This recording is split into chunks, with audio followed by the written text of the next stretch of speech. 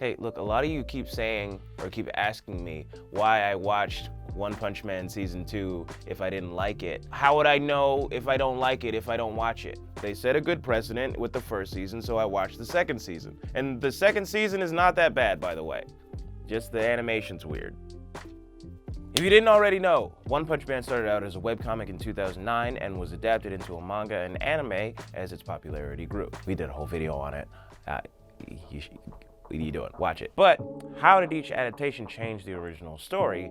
That's what we're here to find out today. Bam. Getting the robot intro.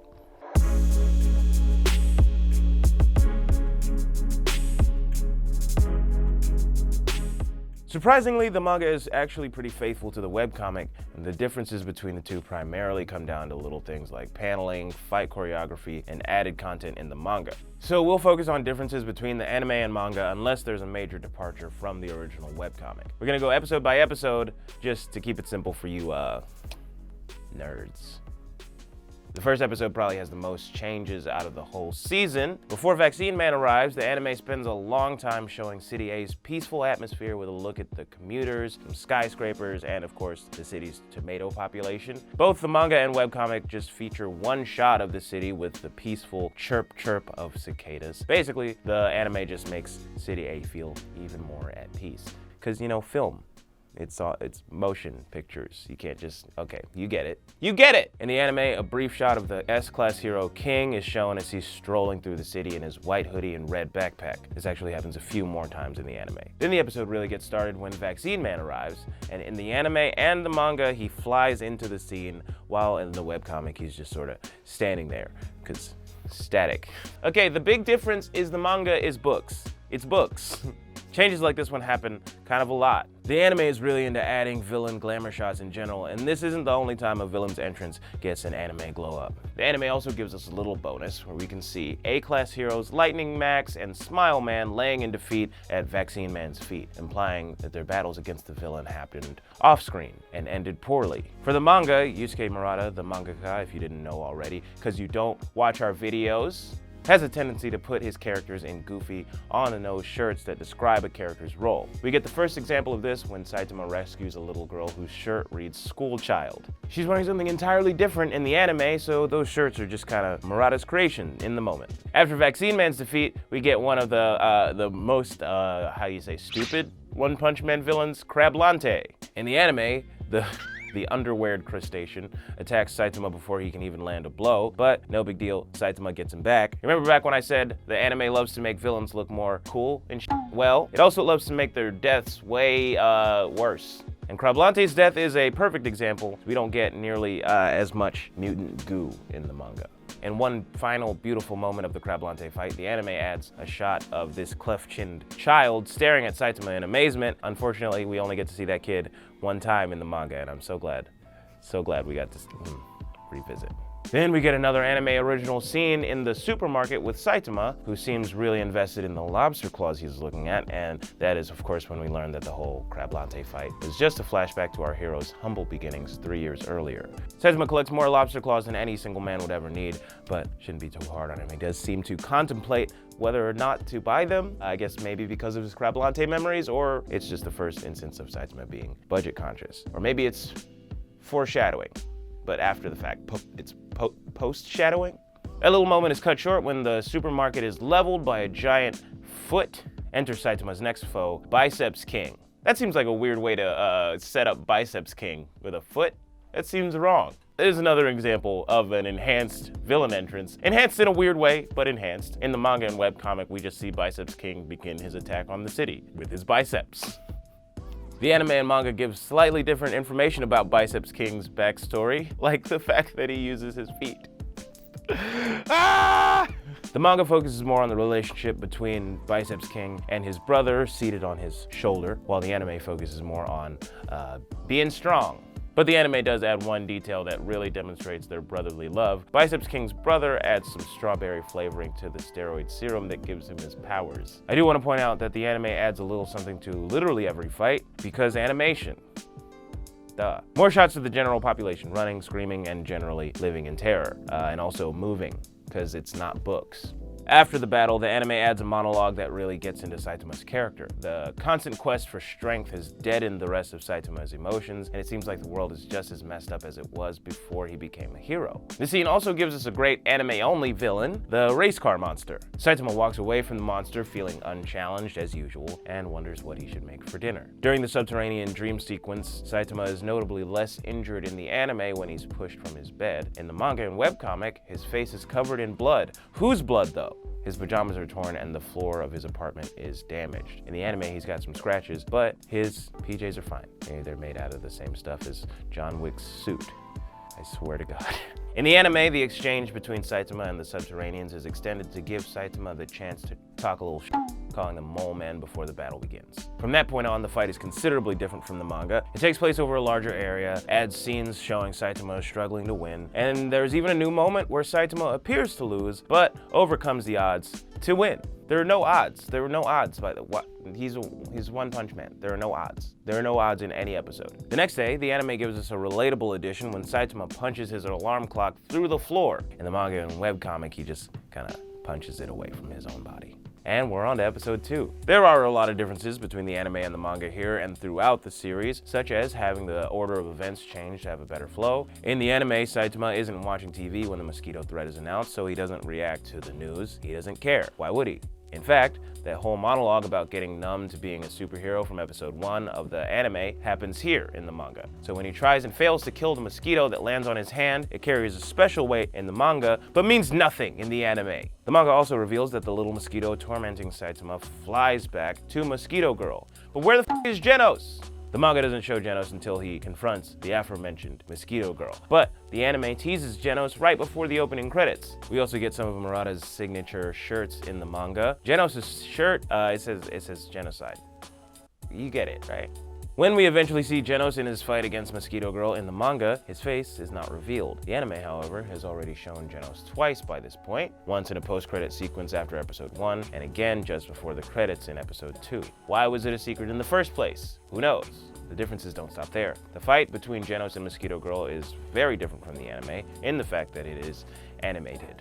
In the manga, Mosquito Girl does that where a villain shares important information for no reason. In this case, it's that she can only call mosquitoes within a 50-kilometer radius, which seems like damning information. The next change comes when Saitama enters the battle. He's still chasing the same bug from the opening, but in the anime, he's chasing it down with bug spray. It's a little different, as opposed to using his bare hands. Luckily, he doesn't need more than his bare hands to fight Mosquito Girl, because, you know, in both the anime and manga, Saitama swats her out of the sky. The manga chooses to just kind of knock her into a building. But in the anime, there's so much blood. Just like a zit. Later, we see that Dr. Genus has some anime-only files on his computer filled with a few S-Class heroes, namely Pig God, Watchdog Man, Super Alloy Darkshine, and Metal Bat. On the flip side, the manga shows Dr. Genus's clones in the background while the anime does not. Next, Saitama and Genos battle Beast King and his henchmen. The anime adds a scene where Beast King is kind enough to wait for Saitama to shake the dirt out of his pants, which is a kind gesture that the manga does not share. It's very Goku-like. As the Beast King attacks Saitama, we're also treated to a close-up shot of him slicing through his henchmen. The manga has something similar, however the shot is from far off, so it doesn't quite have the same effect. The manga kills Beast King off-screen with just a splash of blood, while the anime chooses to show Beast King dying in a shower of his own meat parts. Episode 3! Well, not quite, because there's a bonus chapter in the manga that shows a 12-year-old Saitama, full head of hair and all, confronting a series of foes. He's up against an annoying teacher, some threatening upperclassmen, and a monster who looks a lot like the piggy bank in Saitama's apartment that we see in episode 2. There's even a mysterious encounter with someone who appears to be Moomin Rider, which just imagine that matchup now. But because it's a bonus chapter, the anime skips it entirely and picks back up with Saitama and Genos interrogating a defeated armored gorilla. The next few scenes show Saitama and Genos approaching the House of Evolution's base. In the webcomic, it's a tower 5 stories tall, but in the manga and anime, it's a whopping 8 stories tall. And Genos still manages to destroy it in one blow. They enter the basement and encounter Carnage Kabuto for the first time. Carnage leads Saitama to a battle training room, which looks like a normal arena in the manga, but in the anime, it's just a big white room that looks like a lot like a holodeck. Just as Saitama is about to attack Carnage Kabuto, the anime cuts back to Dr. Genus for a little bit of exposition. We learned that Dr. Genus was kind of a when he was a teenager. Dr. Genus drags himself back to the arena and we get to see Saitama's and Carnage Kabuto's battle play out. As usual, it's gotten a bit of an anime makeover, of course. Genos' fight is a lot flashier, and that moment when Carnage Kabuto jumps away from Saitama at the beginning of the battle, in the manga, it is just a jump. In the anime, he takes advantage of his being a bug, and he flies to the other side of the arena. Saitama explains how he became so strong, and the anime illustrates that point by adding a frame where Saitama punches a villain through a skyscraper. Carnage Kabuto doesn't buy it, and neither does Genos for that matter, so the fight continues with a little bit of extra punch that the anime adds that the webcomic and manga do not have. When the fight ends, Saitama is devastated because he can't make it home in time for bargain day at the supermarket. Yay! Manga Saitama apparently misses the sale, but in the anime, Genos tells him they can make it if they hurry, because suspense. They, of course, run back home in pursuit of those sweet, sweet bargains. Now on to episode 4. The anime, manga, and webcomic follow the same path until Moomin Rider shows up in the anime. Moomin Rider is introduced to us when we see him retrieving a child's balloon from a tree, which is the greatest act of heroism that we see from him ever. But soon enough, Moomin Rider is defeated by Hammerhead and the Paradisers. As the Paradisers prepare to destroy Zeniru's compound, Sonic appears to the group. In the original webcomic, Sonic comes out from behind a tree, but he gets a more mysterious entrance in the anime and manga. He appears in a black mist, as you do as a ninja. In the anime and the manga, Hammerhead launches a boulder that destroys the giant golden on top of Zeniru's building. Sadly, the webcomic omitted this scene. After Hammerhead flees the battle and encounters Saitama, we get an anime original scene with Genos and Dr. Kuseno, where he gushes about Saitama. Back on the battlefield, Sonic attacks Saitama, and he gets punched in the and man, the anime really stretches that moment. We really sit in it for a while. It's great. Later on, as Saitama and Genos are having a heart-to-heart, Saitama is discussing all the monsters he's defeated, some of whom were exclusive to the manga, specifically 170,000-year-old cicada nymph, octopus clawman, and incarnation of an electric light string. After hearing of his great deeds, Genos is horrified to learn that Saitama isn't registered with the Hero Association. In an anime original scene, they check out the association's website. In the manga, Genos just kind of explains the Hero Association in one of those weird, long-winded monologues that Saitama loves so much. But the anime doesn't mention here that the Hero Association has only been around for 3 years, nor that it was founded by Agony, the grandfather of the cleft-chinned kid. Remember the kid? This kid. Episode 5 kicks off with an anime original scene of the Hero Association meeting. They discuss Moomin Rider and the upcoming 55th Hero examination. And we get to see Saitama and Genos take the test themselves. In the manga, it's a written test as well as a physical test that evaluates their speed, strength, and agility. But the anime, it takes it up a whole other level. It throws in all the essential hero skills, like a punching machine, shot put, and whack-a-mole. Because you know how heroes need to whack moles? When the tests are over, both Saitama and Genos are confident that they will pass, but the anime has an original scene. Saitama mistakenly believes he's earned an S rank just like Genos, but it turns out he's barely passed as a C-class hero. Another anime original scene comes right on its heels, where Genos is interviewed by a panel and admits to destroying the House of Evolution Tower. Then, in yet another anime original scene, My Mask is asked to sign off on Genos' placement in the S-class. Saitama and Genos' sparring match gets the usual anime treatment, and like usual, the aftermath of Saitama's punch is it's bigger in the anime. After the match is over, Genos and Saitama go to an udon restaurant in an anime original scene. In it, My Mask introduces himself to Genos and explains the expectations of being S-class. In the post-credits scene, Genos asks to move in with Saitama. Weird. Take me to dinner first. However, there's one notable difference between the anime and manga in this scene. In the manga, Saitama is reading Gokuri Buster, a real one-shot that One and Murata collaborated on. In the anime version, he's just eating a popsicle. Episode 6. At the beginning of the episode, Genos reveals that C-class heroes have to stop a crime every week or else they'll be dropped from the hero registry. Saitama goes out on the town in search of criminals to punch, but ends up being mistaken for a criminal himself, and then he encounters Sonic and gets his chance to stay on the registry. What a day. Up next, we get an anime original scene where Tatsumaki is telling Hero Association workers she should have been sent to Z City. We also learn that the association is observing Saitama very closely. The next part opens up with Spring Mustachio and Golden Ball. They have been sent to Z City to investigate indicate increased monster activity. Spring Mustachio guesses that there's a colony of monsters reproducing in the city, or perhaps there's a queen giving birth to new monsters. His third theory, which only appears in the manga, is that the monsters could be networking, which, if you haven't seen season 2, is confusing.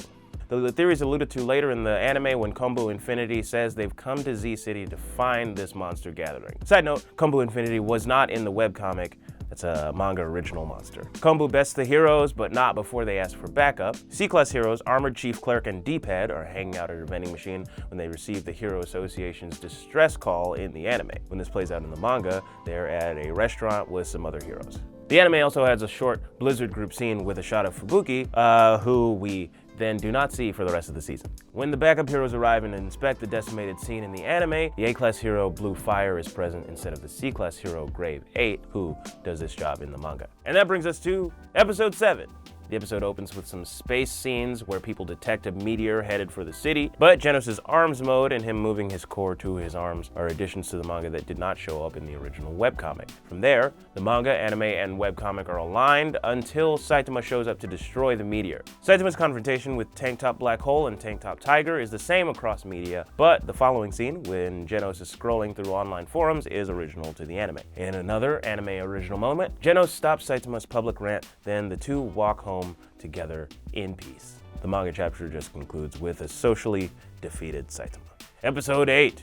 Episode 8 of the anime starts with an original scene. Moomin Rider attempts to intercept the first wave of sea folk. In the manga, the giant octopus guy just goes straight for Saitama. In addition to the first Moomin Rider scene, we also get another anime original moment in which Moomin Rider researches Saitama online and stresses about keeping up. Which, why stress when there's no way? There's just no way. But the anime cuts a line from the manga where Genos mentions that the C-Class rank 1 hero has not risen into B-Class in over half a year, and the B-Class rank 1 was even worse. Those two stagnant heroes are Moomin Rider and Fubuki. There's some other scenes from the manga that were also cut out. Moomin Rider watching Stinger fight the Sea Folk on TV, and Saitama and Genos passing a bunch of C-Class heroes carpooling to escape. In the anime, it's Moomin Rider who meets the C-Class heroes on his way to fight the Sea King. The manga then takes us inside a prison where Sonic and other powerful criminals are being held. The anime, of course, just shows him and another escapee, Puri Puri Prisoner, after they've broken out. Puri Puri Prisoner, by the way, super wide. So up.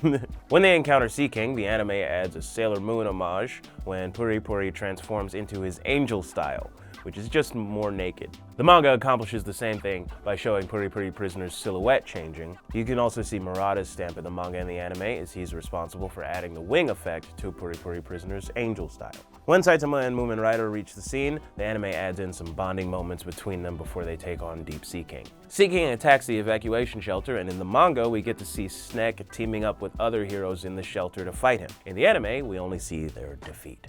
Episode 9! The fight against the Deep Sea King continues into episode 9. Of course, both Genos and Moomin Rider's fights against the Deep Sea King get some extra animation in the anime. They're more animated. Moomin Rider is more brutally defeated in the anime, and the little kid who cheers Moomin Rider on in his moment of need is, of course, an anime original. In another anime-exclusive moment, the Hero Association sends a drone full of fan letters for Genos and Saitama. In the manga, the letters are delivered via parachute drop. When the scene cuts back to the shelter, where some piece of is trash-talking Saitama, Murata puts him in one of his shirts in the manga. It says NEAT, which is Japanese slang for not in education, employment, or training. Later, when the Hero Association is discussing Saitama, My Mask is shown footage of Saitama's fight with Deep Sea King in the anime. The manga shows the Hero Association workers describing Saitama's other allegedly heinous deeds at the 55th Hero Examination. Supposedly, he planted a rigged stopwatch, bribed the officials, and forced other candidates to back out. Finally, in an anime original scene, we learn that Stinger, Lightning Max, and Puri Puri Prisoner have survived. Thank God.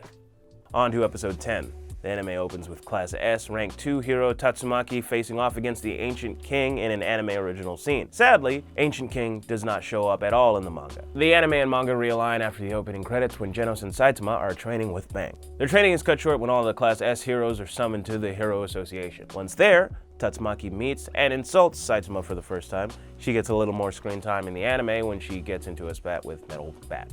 That rhymes, and I don't like it. The heroes then learn that there is a threat to Earth that could come at any time. It shows up pretty quick in the form of the Sky King and then Melzergard. In the anime, Melzargard butchers the Sky King by transforming his arm into an axe. In the manga, it goes for a hammer instead. It also adds a scene with a father and son encountering Melzargard. They are saved by the A-class hero Ion. Could have just been Ian.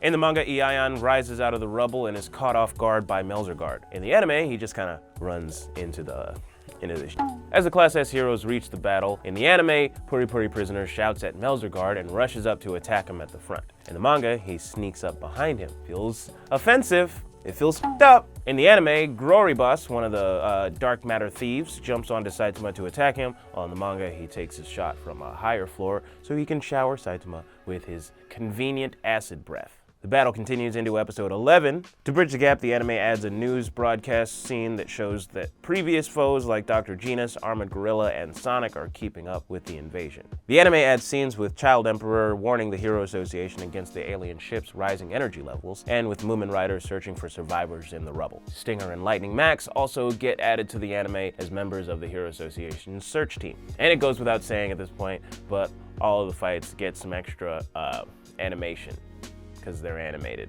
The final episode is actually very faithful to the original manga. Unfortunately, you'll only find Saitama's inner monologue about his battle with Boros in the manga. It has the same theme as most of his monologues, which is that his fight with Boros was almost a real fight. That's a real bummer. That's just so sad.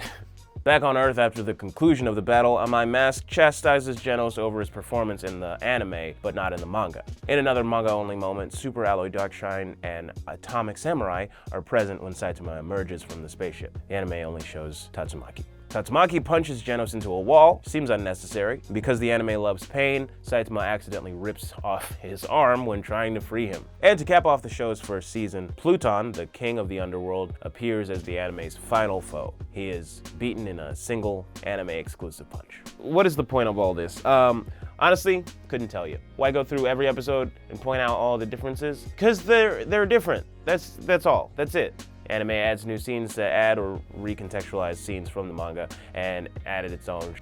So watch the anime. I personally think it's the better version. I'm Yedoye Travis. This is GetintheRobot, your anime explainer.